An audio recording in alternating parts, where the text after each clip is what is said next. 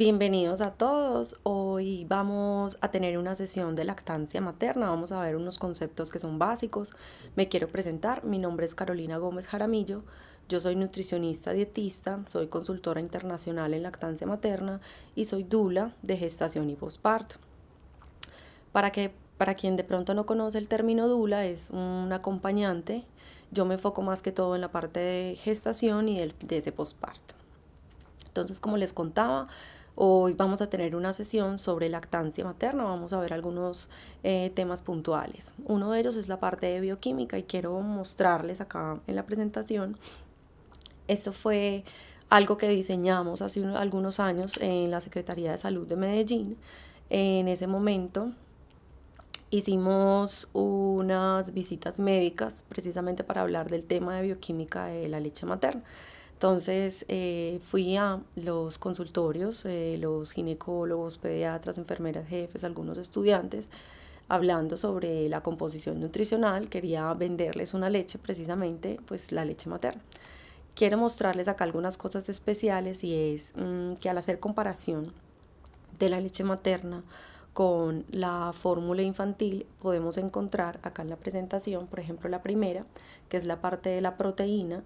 Nosotros encontramos que la relación suero-caseína sigue siendo 60-40, ¿sí? Igual como esta es, por ejemplo, la de la leche madura, sería muy similar a la de una fórmula infantil, pero si nosotros nos vamos para la composición, el tipo de proteína de una leche de vaca, que es con la que está diseñada, con la que está producida una fórmula infantil, encontramos, por ejemplo, que el tipo de caseína de la leche humana es la beta caseína y la kappa caseína, mientras que en una leche de vaca lo que más encontramos son las alfas caseínas, y ese precisamente es el factor diferenciador. Ese es el que se encarga de las alergias alimentarias, esta alfa caseína. Entonces, aunque nosotros en la fórmula encontremos una relación suero-caseína de 60-40, nosotros vamos a encontrar que el tipo de proteína es completamente diferente. Ese es uno de los puntos más importantes cuando nosotros vamos a comparar una fórmula infantil a la leche humana. Otra, por ejemplo, es de la parte de las grasas, que nosotros encontramos que el 98% son triglicéridos y que son de fácil digestión. Además, la leche humana también tiene enzimas digestivas, por ejemplo, las lipasas, que son las que se encargan de hacer la mayor digestión de las grasas que contiene la misma leche, mientras que en una fórmula infantil nosotros no vamos a encontrar enzimas digestivas, por lo tanto va a retrasar esa digestión de la fórmula infantil. Algo que se le está haciendo mucha publicidad ahora en los comerciales para estas fórmulas infantiles es el DHA y el ALA, que son estos ácidos grasos. Precisamente para la absorción de estos ácidos grasos se necesita las enzimas digestivas, por ejemplo la lipasa. Dado que la fórmula infantil no contiene estas enzimas, estos ácidos grasos no se podrían utilizar. Por lo tanto, salen precisamente y no pueden ser digeridos. Mientras que en la leche materna, en la leche humana, sí contiene lipasas, por lo tanto este DHA y el ARA pueden ser fácilmente absorbidos. Si la mamá los produce, sí tiene un buen consumo de alimentos fuente de omega 3, omega 6, omega 9, como por ejemplo el pescado, las aceitunas, bueno, todas estas grasas sanas, nueces, semillas, aceite de oliva. Allí vienen todos estos omega 3, omega 6 y omega 9. También encontramos, por ejemplo, con la parte de los carbohidratos, que pues el principal carbohidrato de la leche es la lactosa. Ahora se habla mucho de intolerancias a la lactosa, pero en realidad es una excelente aliada porque gracias a la lactosa se promueve ese crecimiento de la flora bacteriana benéfica en el recién nacido, y esa lactosa también va a ayudarnos con el desarrollo cerebral del bebé. Entonces tiene un muy buen aporte de lactosa. Contiene también oligosacáridos, factor bífido, lactobacilos, que es todo lo que les digo de la flora bacteriana de ese bebé, es como su primer sistema inmunológico. Contiene vitaminas en cantidades que no van a competir ni van a crear una hipervitaminosis, ¿sí? propiedades antiinfecciosas inmunológicas, que estas sí no las vamos a encontrar nunca en una fórmula infantil porque son células vivas y son propias del humano. Enzimas digestivas, como les contó ahorita, no solamente tiene las lipasas, sino que también tiene amilasas para la digestión de los carbohidratos y los inhibidores de proteasas también para la parte de las proteínas. Tiene hormonas que van a ayudar con el desarrollo del bebé, con su tracto gastrointestinal, con la prevención de algunas enfermedades y su correcto funcionamiento. ¿Sí? También disminuye gracias a esto el riesgo de padecer sobrepeso y obesidad a largo plazo, hipotiroidismo. También el 88%, como vemos acá, del contenido nutricional de la leche humana es agua. Esa es la razón por la cual nosotros no debemos de dar agua adicional al recién nacido, porque ya la leche materna, como vemos, tiene un alto contenido de agua, y no solamente agua, sino que tiene un valor nutricional gigante. Esta leche va cambiando, va variando a medida que el niño va creciendo. Eso es algo muy bonito también, porque en la fórmula tú siempre vas a encontrar el mismo contenido nutricional, siempre va a tener el mismo sabor, es de 0 a 6 meses o de 6 a 12 meses, pero en la leche humana va cambiando y varía acorde. Si es los primeros días postparto, entonces va a ser el calostro, luego va a empezar a variar y va a empezar a madurar. Mientras madura es la leche de transición, y ya una vez es leche madura va a tener un valor nutricional muy estándar. Sin embargo, se va a acomodar como a los requerimientos del bebé. Este acomodarse a los requerimientos del bebé incluso es si el bebé nace bajo peso, si el bebé nace prematuro, el valor nutricional va cambiando. Si son días calurosos, por ejemplo, incluso la leche materna cambia con el clima. Si son días muy calurosos, el valor nutricional, o sea, va a aumentar el contenido de agua porque es lo que más necesita el bebé.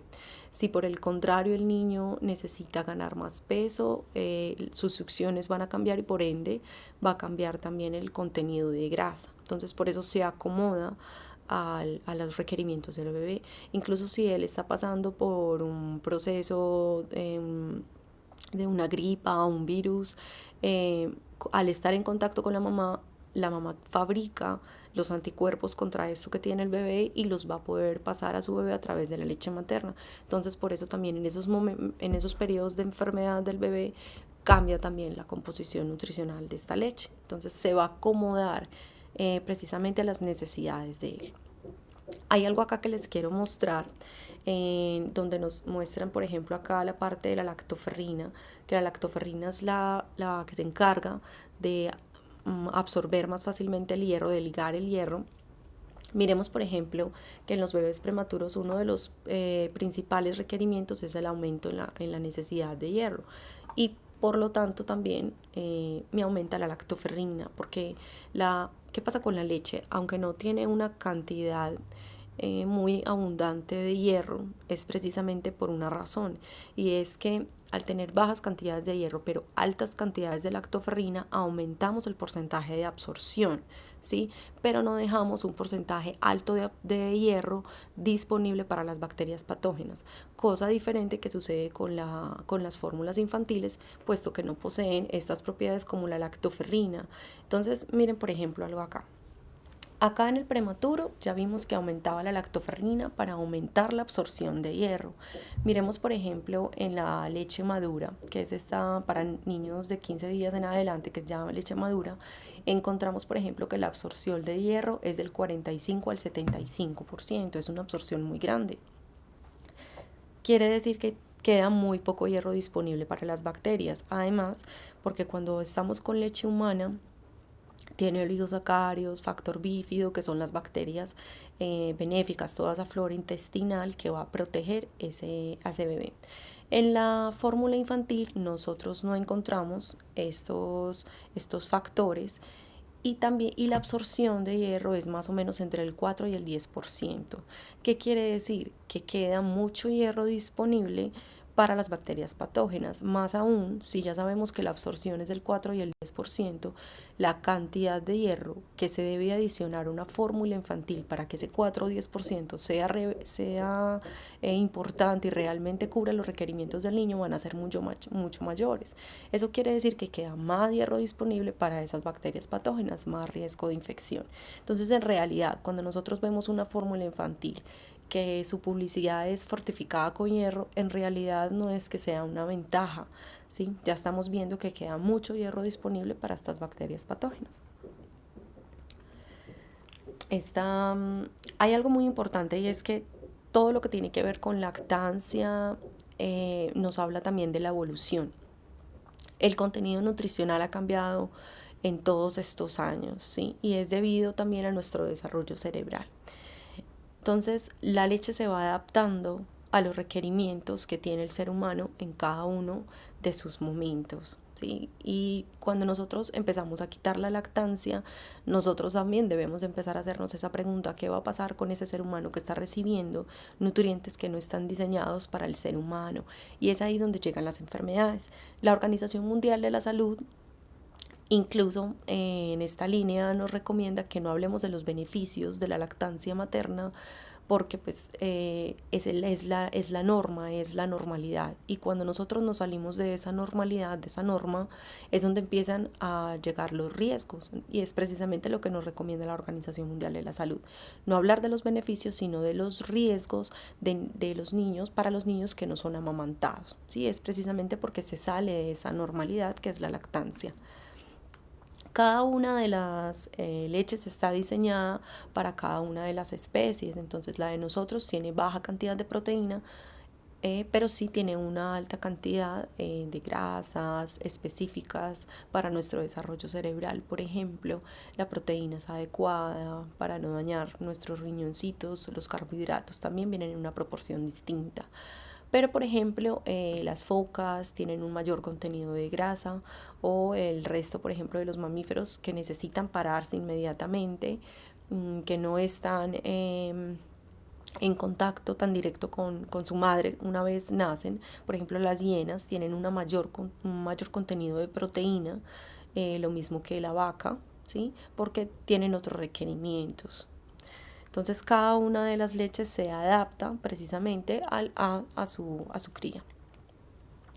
Si nosotros conocemos el valor nutricional de la leche materna en cuanto a la bioquímica, es la forma como nosotros empezamos a cuidar la lactancia materna y empezamos a identificar cuál es esa diferencia, y podemos ver que los niños que empiezan a complementarse sin necesidad en realidad tienen riesgos a futuro. Esta imagen me gusta mucho porque muestra cómo la leche materna se adapta a las diferentes edades. Acá podemos ver niños que son grandecitos. Aquí incluso se hace algo que es la lactancia en tándem, que es alimentar al niño menor y al hijo mayor. Podemos ver también en diferentes climas, que era lo que les decía ahorita, que la leche se acomoda dependiendo de los requerimientos, tanto en edad, o sea, los nutricionales, como también en el clima en el que nosotros nos encontremos. Entonces es que ya quisiéramos que nosotros tuviéramos una etiqueta nutricional para poder conocer y validar el aporte que nos da la leche materna, no solamente en el componente nutricional, sino también en inmunológico, y pues el valor que tiene el amamantamiento tanto para la mamá como para su bebé. Esta es una frase que me gusta mucho, es del doctor Carlos González. Él es un pediatra español, también es consultor internacional en lactancia materna certificado y habla mucho sobre el tema. Él nos dice: no existe ningún límite a la lactancia materna, no hay ningún motivo médico, nutricional ni psicológico por el que haya que destetar obligatoriamente a determinada edad. Sí que existen médicos, nutricionistas o psicólogos que pretenden establecer tales límites. Tu leche ya no alimenta, le estás creando dependencia. Son afirmaciones que no se basan en ningún dato científico, son prejuicios. Usted no está obligado a compartir las opiniones de su médico sobre lactancia, del mismo modo que no tiene que ser del mismo equipo de fútbol o votar al mismo partido. Él lo que nos quiere decir con esto es que nosotros como profesionales del área de la salud podremos tener algunos criterios sobre la edad de destete del bebé, ¿sí? Pero en la parte médica, no, en la parte científica, no hay ninguna razón para decirle a la mamá hasta qué edad debe alimentar. Precisamente esta es la razón por la que la Organización Mundial de la Salud nos recomienda que sea una lactancia materna, ojalá exclusiva hasta los 6 meses, y que se continúe con la lactancia junto con la alimentación complementaria, ojalá hasta los 2 años o más. ¿Qué quiere decir eso o más? Que el aporte nutricional, el aporte inmunológico sigue siendo importante en estas edades y no cambia en la leche materna, sigue siendo leche, no se convierte a agua. Entonces no hay una razón, si esta familia quiere seguir amamantando, para nosotros decirle que ya es momento de destetar. Entonces es como la recomendación y también la invitación para que nosotros empecemos a aplicar estas recomendaciones de la Organización Mundial de la Salud. Las mujeres aprenden la lactancia es en sociedad, y nosotros ahora en nuestra sociedad lo que vemos es mujeres dando biberón en mayor medida. Es algo que se aprende de mujer a mujer, que se aprende de familia a familia, como los hijos crecen viendo cuando su madre amamanta a su hermanito, los sobrinos viendo a sus tías en las reuniones familiares. Entonces es algo que se ha perdido mucho en nuestra sociedad. Nosotros con la lactancia materna hemos visto que durante el tiempo han cambiado las recomendaciones. Entonces antes se recomendaba que se iniciara la alimentación complementaria a los 4 meses, incluso hace muchos años se recomendaba que se iniciara a los 3 días de edad, ya que se empezara con algunos jugos y algunos preparados, pero se empezaron a dar cuenta que había un mayor riesgo de morbimortalidad cuando los niños se introducían la alimentación complementaria antes de cierta edad. Precisamente esa es la razón por la que se decide correr esa lactancia exclusiva hasta los 6 meses de edad, ¿sí? Porque se encontraron que eran mayores los beneficios a los riesgos que se corría, y que se mejoraba, por ejemplo, el desarrollo psicomotor de los niños cuando se corría la lactancia exclusiva hasta los 6 meses. Esa es una tomé unas diapositivas de una conferencia que pude ver hace algunos años, que es del doctor Lawrence, que es un neonatólogo, y él nos habla de qué hay realmente de malo en un biberón, en un solo biberón, ¿cierto? Con fórmula. Esta es una que me llama mucho la atención, es la que les voy a mostrar acá. Por ejemplo, acá nos habla de algunas enfermedades que son el riesgo para los niños que no son amamantados, y solamente con un biberón nosotros ya quitamos la exclusividad. Entonces acá por ejemplo nos dice que para disminuir el riesgo de desarrollar alguna de estas condiciones o alguna de estas enfermedades si se necesita o no la exclusividad de la lactancia. Y hay una que me llama mucho la atención, y es por ejemplo la diabetes tipo 1, que me menciona que sí necesito que sea una lactancia materna exclusiva por mínimo 5 meses de edad. Y la lactancia materna en Medellín está durando alrededor, casi que menos de un mes de edad, o menos de 2 meses de edad la exclusiva. Entonces ahí no estamos haciendo como una protección, porque casi que el niño sale del hospital y ya ha tomado su primera toma de biberón, aunque siga con lactancia materna. Entonces es mirar que solo un biberón ya puede traer riesgos para el bebé.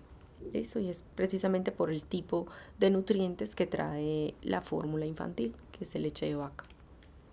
Acá, para terminar con el tema de bioquímica, porque la idea es que nosotros empecemos a mirar por qué es importante la leche materna, ¿sí? Cuáles son los riesgos que trae para el niño, qué es esa parte inmunológica que trae el bebé a grandes rasgos, y por qué el no dársela puede traer riesgos para él, ¿sí? O por qué complementar en casos donde no es necesario complementar también puede traer riesgos para el bebé. Cuando nosotros conocemos, ahora para el tema que vamos, que es la actualización en lactancia materna, en la anatomía de la glándula mamaria y sus implicaciones que tiene para la técnica, vamos a lograr comprender eh, esos casos comunes que se nos presentan, por ejemplo, cuando las madres sienten que tienen poca leche o cuando, por ejemplo, hay dolor en pezón o cómo hacer extracción de leche.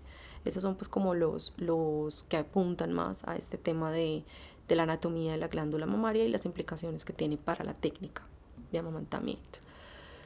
Hace unos años en la anatomía se hacía con un proceso de modelaje, ¿sí? Es decir, que con la cera se introducía en una mama, se introducía una cera y esta cera se iba por todos los conductos, así como vemos en este modelo que tenemos acá, la cera nos hacía como un modelaje de lo que se encontraba, pero resulta que esta cera, cuando iba por los conductos, al finalizar, antes de salir por el pezón, ella no salía, sino que se quedaba en esta zona y lo ensanchaba. Entonces se dilataba porque los conductos pueden fácilmente dilatarse. En ese momento se pensaba que la mama tenía un reservorio de leche que era denominado los senos lactíferos, pero más adelante, gracias a la evidencia científica y a los avances pues en la tecnología, se realizó unas investigaciones con ultrasonido, ¿sí? Se realizaron unas tomas en el 2004 donde se encontró que estos senos lactíferos no existían y que eso había sido como por el uso de la cera, más no porque en realidad existiera. Y ese es uno de los principales cambios que se encuentran, porque ya con esto se evidencia que la glándula mamaria, su función principal no es el almacenamiento de la leche, porque en realidad no tiene dónde almacenarla, los senos lactíferos no existen, y por lo tanto su función principal es la producción, más no el almacenamiento. Ese es uno de los principales cambios. También encontramos que los conductos no están distribuidos de forma radial, o sea, no están uniformes, sino que son más bien asimétricos. Es similar en ambas mamas, pero puede variar considerablemente. Eso, para llevárnoslo a la práctica, quiere decir que una mujer perfectamente puede decir: tengo más producción de un lado que del otro, o me sale más leche en determinado tiempo de una mama que en la otra mama me puedo demorar un poco más para sacar esa misma cantidad de leche. Eso es precisamente por el tamaño y el diámetro de los conductos. Como les decía, su función principal es transportar, no almacenar la leche. Esta parte es muy importante que la tengamos en cuenta, y es la parte del diámetro de los conductos. Podemos encontrar que puede variar en reposo de 1 a 4.4 milímetros. Si nosotros tenemos eso en cuenta, podemos ver que eso nos cambia, nos va a delimitar el tiempo como tal en que la leche puede ser eyectada.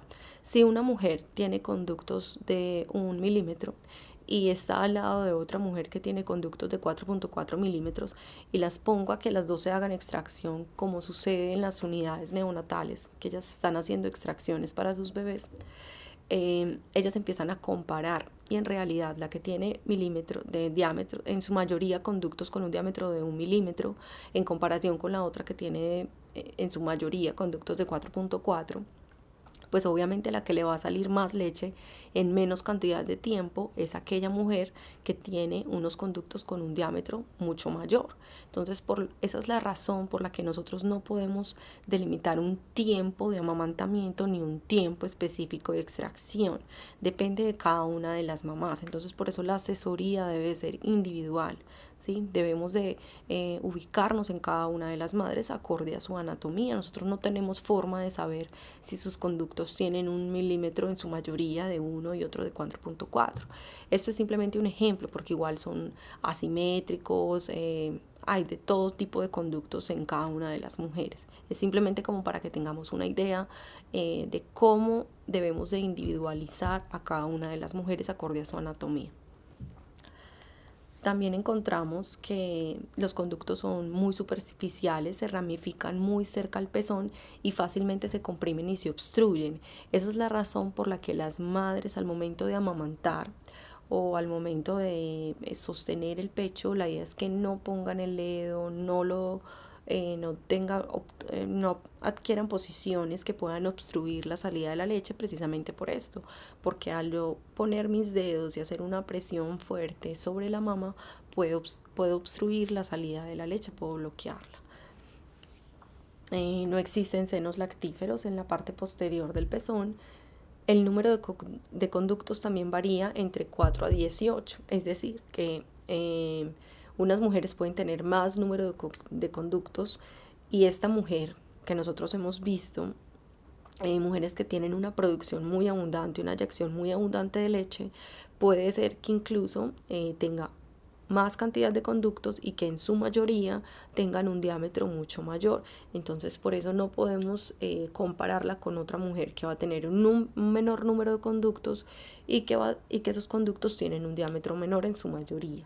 ¿Sí? Entonces no nos habla de la capacidad de producción, sino de el tiempo en el que es necesario para que esa leche pueda salir. Esta es una gráfica que nos habla de las eyecciones de la leche. Ya sabemos que la oxitocina actúa pues como en picos, entonces no sale constante la leche, sino que va a salir en pulsos. Acá nos muestra cómo son los conductos en reposo, ¿sí? Y aquí nos muestra cómo puede dilatarse en el momento de la eyección. Nosotros encontramos que en la anatomía de la glándula mamaria la unidad de producción que es esta, ¿sí? Es el acini, el acini más su conducto, que es este de acá, es el alvéolo, y este acini está recubierto por células mioepiteliales. Estas células mioepiteliales tienen receptores tanto de oxitocina como de prolactina. Esos receptores van a activarse, van a formarse en mayor número en los primeros 3 días posparto, y eso es muy importante porque para aquellas mamás que por alguna razón estén separadas de su bebé en ese momento, sea por una hospitalización tanto de ella o de su bebé, es importante que empecemos a hacer estímulo de esa glándula mamaria para activar en número estos receptores de oxitocina. Eso por un lado. Lo otro es que por estas células mioepiteliales, en el momento en el que hay un estímulo, sea por succión, sea por extracción, estas células mioepiteliales son las que se comprimen y hacen que la leche pueda ser eyectada. Bueno, encontramos también, vamos a irnos mirando por capas la anatomía de la glándula mamaria. En la parte superior encontramos que esta es la areola, ¿sí? Acá encontramos el pezón, que es altamente inervado, por eso la alta sensibilidad, a diferencia de la areola. Esa es la razón por la cual nosotros como mamíferos podemos comprender cuando el bebé logra sacar leche y cuando no. ¿Qué quiere decir esto? Que si el bebé se pega de la areola, vamos a encontrar que ahí es donde está la mayor cantidad de glándula mamaria, por ende el bebé va a poder sacar una buena cantidad de leche. Pero si el bebé se pega del pezón, en el pezón, como vemos acá, solamente hay conductos. ¿Eso qué quiere decir? Que el bebé no va a lograr sacar la leche necesaria para cubrir sus requerimientos, ¿sí? Entonces es la forma como la naturaleza al evolucionar le muestra a la madre cómo su cría puede obtener buena cantidad de leche, ¿sí? Es a través del dolor. Entonces si el bebé se pega, se agarra de la areola, la mamá no va a sentir dolor, pero si el bebé se pega del pezón, va a sentir un dolor y es ahí donde aparecen las grietas, y es precisamente porque su bebé no se está pegando bien, por ende no logra sacar una buena cantidad de leche. Lo que les contaba ahorita de los conductos que se ramifican cerca al pezón y que están distribuidos de forma asimétrica, ¿sí? El tejido glandular, encontramos que la mayor cantidad, miremos, el 65% está distribuido a 30 milímetros de la base de pezón, o sea que está más cerca a la areola, ¿sí? Que es precisamente donde el bebé debe agarrarse al pecho. Estos son los ligamentos de Cooper, son quien le brinda soporte a la mama. Es importante también hablar con las mujeres precisamente para que ellas tengan también un buen soporte, un buen sostén, para que estos ligamentos no se estiren mucho, ¿sí? Porque también es importante para ellas cuidar su cuerpo. Entonces sería pues como la parte, hacer que estos ligamentos se estiren lo menor posible. De igual forma es importante que ella sepa que desde la gestación el aumento de tamaño de la mama ya ha crecido por el desarrollo de la misma glándula mamaria, preparándose para la lactancia. Entonces ahí estos ligamentos ya se van a estirar. Es importante que ellas lo sepan porque algunas se preocupan mucho por esto, porque van a quedar con sus pechos un poco más caídos. Entonces pues es parte de su cuidado. Así que tengan un buen soporte para evitar que los ligamentos de Cooper se estiren un poco más. Acá en esta diapositiva nosotros podemos encontrar tejido graso que está completamente mezclado con la glándula mamaria y que es muy difícil de separar, ¿sí? Ahora, ¿cuáles son las implicaciones de todo esto que vimos con la técnica de lactancia materna? Una es la posición en la que voy a soportar, a la que voy a sostener el bebé en relación a mi pecho, ¿sí? La idea es que el pecho esté completamente de frente a la cara del bebé, acorde a la forma, a la anatomía de mi glándula mamaria, ¿sí? Entonces, eh, por eso debe de mirar el bebé de frente a la mamá, haciendo como una línea recta entre su oreja, el hombro y la cadera, ¿sí? Miren que en cualquier posición, acá por ejemplo está en mano cruzada, acá está en posición de cuna, acá está acostadito sobre el pecho de su madre, pero en todas las posiciones él está completamente de frente mirando a su madre, ¿sí?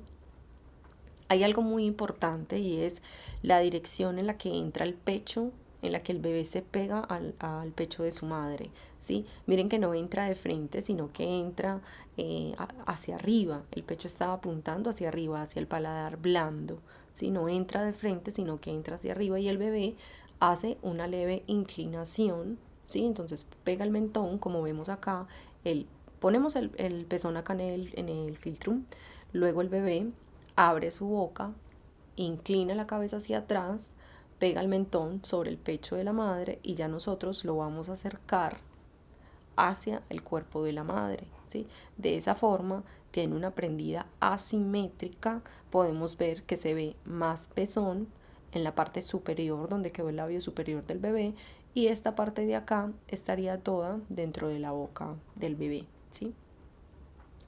Esta es otra forma de verlo. El bebé abre la boca, el pezón siempre está mirando hacia arriba, de tal forma que esto es lo que va a entrar, ¿sí? Y el pezón lograría quedar en esta parte de acá, que es el paladar blando. Y de esa forma el bebé logra hacer una buena succión y el pezón no se lastimaría. Acá vemos una comparación de un bebé que está teniendo un agarre superficial al pecho. Acá no se ve mucho, pero una de las características es el hundimiento de las mejillas, porque como el pecho no quedaría dentro de su boca, las mejillas colapsarían y no logra hacer un buen sello. Hay separación del pecho, como podemos observar acá, el mentón queda completamente pegado al pecho, acá lo vemos completamente separado, está agarrado solo de la punta y tiene la boca poco abierta, ¿sí? Esa es la posición como un bebé toma biberón. Ese es uno de los riesgos de nosotros ofrecer biberón a un recién nacido, porque el bebé va a adquirir unos movimientos diferentes con su lengua, con su boquita, una postura distinta y una vez lo peguemos a pecho, puede empezar, se corre el riesgo de que él tome el pecho de su madre como si fuera el chupo del biberón o un chupo entretenedor. Esos son como las principales implicaciones que tenemos en la técnica de lactancia materna en cuanto a la anatomía y cómo esta puede afectar esta técnica, ¿sí? De amamantamiento. Recordemos que la idea es que esto sea algo completamente natural para las madres y que les permitamos a ellas que disfruten este momento. Muchísimas gracias por estar acá. Nos vemos en clase.